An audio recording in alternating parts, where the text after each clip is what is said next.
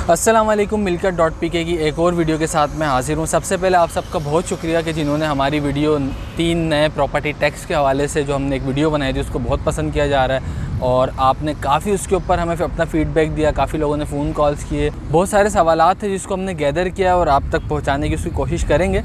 बस एक आपसे छोटी सी रिक्वेस्ट ये है कि जब आप कॉल कीजिए नंबर के ऊपर तो थोड़ा सा टाइम का ख्याल रखें कि अमूमन लोगों ने काफ़ी लेट नाइट या बहुत अर्ली कॉल किए हैं, तो ऑफिस टाइमिंग के अंदर आप कॉल करेंगे तो इंशाल्लाह आपको जवाब भी मिलेगा। वीडियो आगे शुरू करते हैं लेकिन चंद इंपॉर्टेंट आपको मैं आपसे रिक्वेस्ट करूँगा कि आप ये काम लाजमी कर लें। अच्छा, ये टैक्स का आपको जानना ज़रूरी क्यों है ये मैं आपको बता दूँ कि देखें, टैक्स अब जो है नए आने वाली गवर्नमेंट जो है वो उसके ऊपर मज़ीद टैक्स के ऊपर जो है वो सख्ती करते चली जा रही है और ये हर दुनिया के हर मुल्क के अंदर ऐसा होता है कि टैक्स के ऊपर सख्ती की जाती है ताकि इकॉनमी को स्ट्रॉन्ग किया जा सके।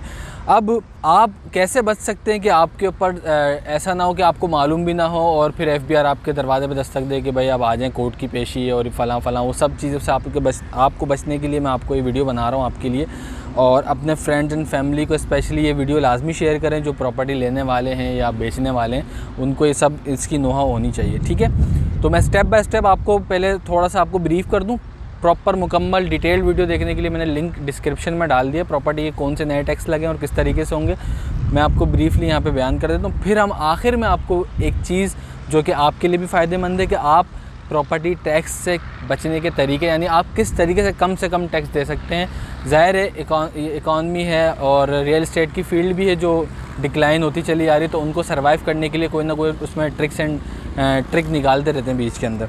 तो सबसे पहले जो टैक्स है वो है एडवांस टैक्स। अभी एडवांस टैक्स क्या होता है? एडवांस टैक्स से आपको नाम से अंदाज़ा हो रहा होगा, वो टैक्स जो आपने पहले से अदा करना है। यानी जब आप कोई चीज़ परचेस करने जाते हैं तो आपको एक टैक्स देना होता है। प्रॉपर्टी टैक्स आज से पहले, यानी जब नया टैक्स लागू हुआ उससे पहले फाइलर 1% टैक्स देता था और नॉन फाइलर 2% टैक्स देता था। लेकिन अब एडवांस टैक्स जो हो चुका है वो फाइलर के लिए 2% हो चुका है और नॉन फाइलर के लिए 7% हो चुका है। यानी ये नॉन फाइलरों के लिए जो है ना ये घेरा तंग किया जा रहा है ताकि आप भी टैक्स पेयर हो सकें। अब इसकी एक मिसाल भी समझ लीजिए, किसी ने 1 करोड़ की कोई प्रॉपर्टी ली है तो उसको जहाँ 1 करोड़ के ऊपर 2 लाख रुपये फाइलर अदा करेगा टैक्स और नॉन फाइलर जो है वो 7 लाख रुपये अदा करेगा अगर कोई 1 करोड़ रुपये की प्रॉपर्टी वो लेता है। ये चीज़ें ये आपको टैक्सेस क्यों बताए जा रहे हैं? ताकि आप कोई भी प्रॉपर्टी लें तो आप इस चीज़ का ध्यान रखें कि आपने प्लॉट की रकम के अलावा ये चीज़ें भी आपने पे करनी होंगी, तो उसको आप सेल करते वक्त या परचेज़ करते वक्त इन बातों को भी ख्याल रखें। इसके बाद जो आता है वो आता है कैपिटल गेन टैक्स। असल में होता क्या है मैं थोड़ा सा आपको बता दूँ। कैपिटल गेन टैक्स से मुराद ये हो गया कि आपने 1 करोड़ का प्लॉट लिया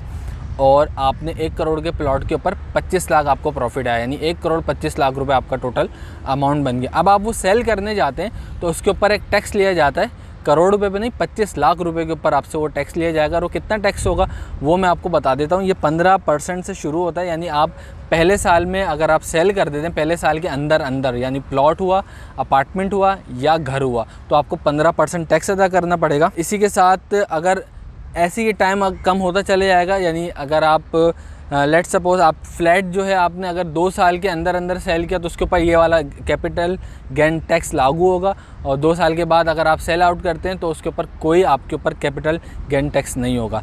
अगर आपके पास घर है तो ये टैक्स जो है कैपिटल गेन टैक्स आपको 4 साल के अंदर अगर आप घर सेल करते हैं ख़रीदने के बाद, उसके ऊपर आने वाले प्रॉफिट के ऊपर आपको जो है वो 4 साल के अंदर अगर सेल करते हैं तो 15 से लेके स्लैब में अलग अलग 15%, 13%, 8%। अगर आप कोई प्लॉट सेल करते हैं तो आप 6 साल के अंदर अगर उसको सेल करते हैं तो वो 15% से स्टार्ट है और आखिर में 3% तक आता है। अलग अलग स्लैब्स हैं, वो मैं आपको चार्ट शेयर कर दूंगा, वो आप स्क्रीन पे देख लेंगे। इसके ऊपर टैक्स कैसे लागू होगा वो मैं आपको बता दूँ।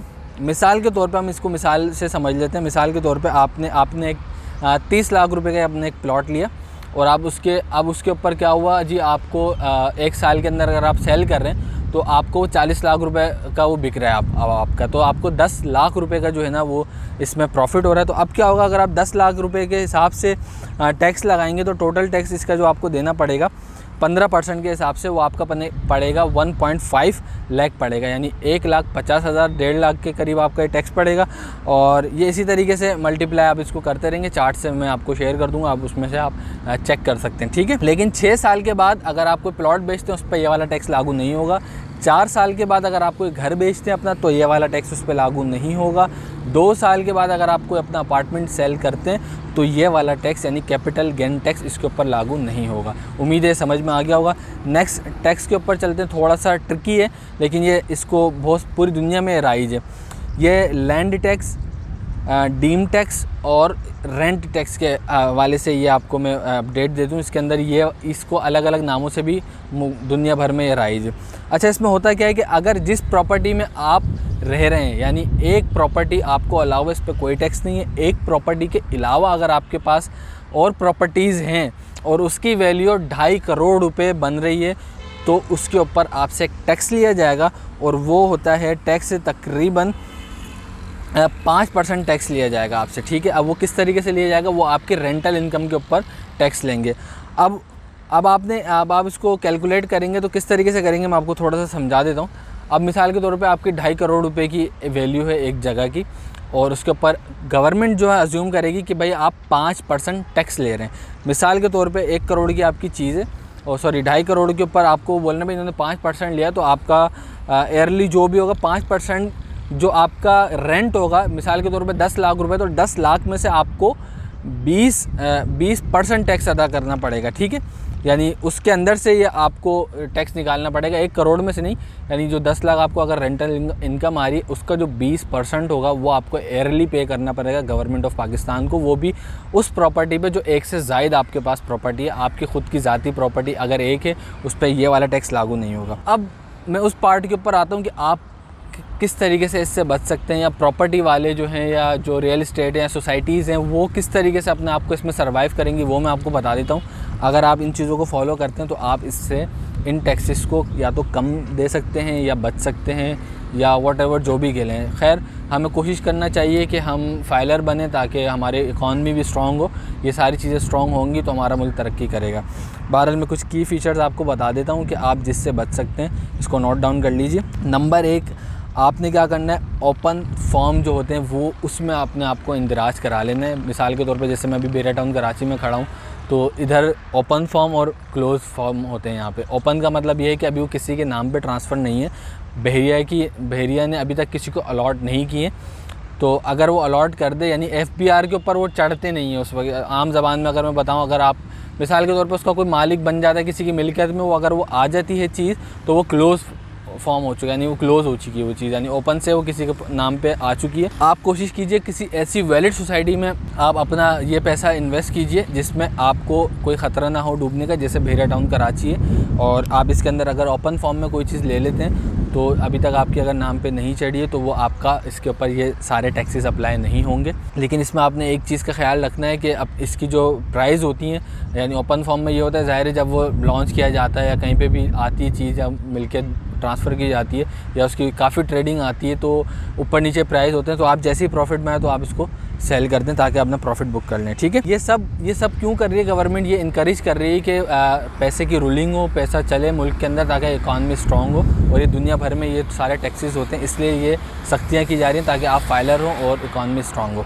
सेकेंड ये है कि अनअप्रूव्ड जो जगह होती है, इसमें भी आपने सोसाइटी देखना है, नाम देखना है, ऐसी जगह देखनी है जो यानी अंडर डेवलप हो, उस जगह पे आपने पैसा लगाना है जो कि SBCA KDA यहाँ से मंजूर फ़िलहाल ना हो, लेकिन उसका चांस होता है कि वो आगे आके अप्रूव हो जाएगी।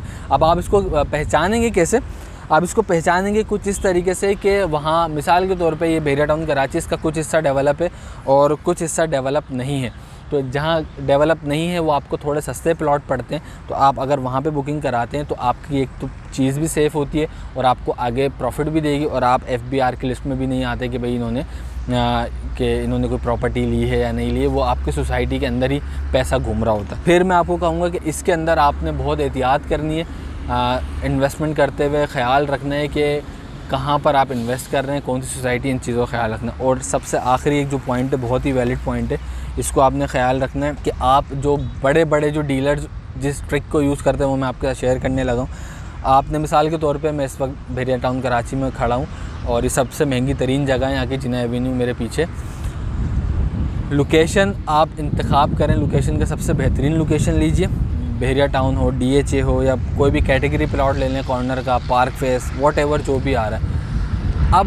अब मैं मिसाल के तौर पर समझा दूँ, 1 करोड़ रुपए का मिसाल के तौर पे 125 गज़ आपको 1 करोड़ का भी बहरिया टाउन में मिलेगा और 20 लाख का भी मिलेगा बहरिया टाउन के अंदर, या 80 लाख समझ लीजिए, 80 लाख या करोड़ तक का आपको 125 भी मिलेगा और 20 लाख का भी मिलेगा। अब आप 20 लाख और 1 करोड़ इन दोनों का जो टैक्स होगा 125 गज़ पे वो सेम होगा। तो आपने करना क्या है, बजाय इसके कि आप 20 लाख का लेके इतने ही टैक्स भरें, आप 1 करोड़ रुपए का लेके आप टैक्स भरेंगे 20 लाख के बराबर है, क्योंकि FBR वैल्यू कह लें या रजिस्ट्रेशन वैल्यू कह लें या फेयर वैल्यू कह लें, उसकी वो सेम ही होती है। लेकिन आपको पता है सोसाइटी डेवलप हुई है, ये जगह महंगी है, तो मिसाल के तौर पे अगर आप जहाँ पे अपार्टमेंट भी अगर बुक कराते हैं तो आपको जो वाइट शो कराना होता है, यानी वाइट अमाउंट जो शो कराना होता है, वो मिसाल 2 बेड पे 40 लाख रुपए उन्होंने यहाँ पे स्टैंडर्ड सेट किया हुआ है। तो यानी अगर करोड़ रुपए का भी फ्लैट है तो आपको 40 लाख के हिसाब से सारे टैक्सेस भरने पड़ते हैं। तो अगर आप यहाँ पर कोई 125 गज़ या 500 गज़ करोड़ रुपए का आप अगर ले रहे हैं और अच्छी जगह पे अच्छी लोकेशन पे, तो ज़ाहिर है जब वो वाले 20 लाख के रेट बढ़ेंगे तो उसके ऑटोमेटिक ज़्यादा बढ़ेंगे, लेकिन आपको जो टैक्स देना होगा वो लेवल का देना होगा। तो ये एक ट्रिक थी, कुछ ट्रिक्स थी जो मैंने आपके साथ शेयर की। उम्मीद है आपको वीडियो पसंद आई होगी। कुछ चीज़ नहीं समझ में आए तो नीचे कमेंट सेक्शन में आप हमें बता सकते हैं, लिख सकते हैं। इंशाल्लाह कोशिश करेंगे हम उसका जवाब दें। और हमारे चैनल को अभी तक अगर आपने सब्सक्राइब नहीं किया तो सब्सक्राइब कर लीजिए। इसी तरीके की इन्फॉर्मेटिव वीडियो आपको हमारे चैनल पर मिलती रहेंगी। तो वीडियो देखने का बहुत शुक्रिया। Thank you so much.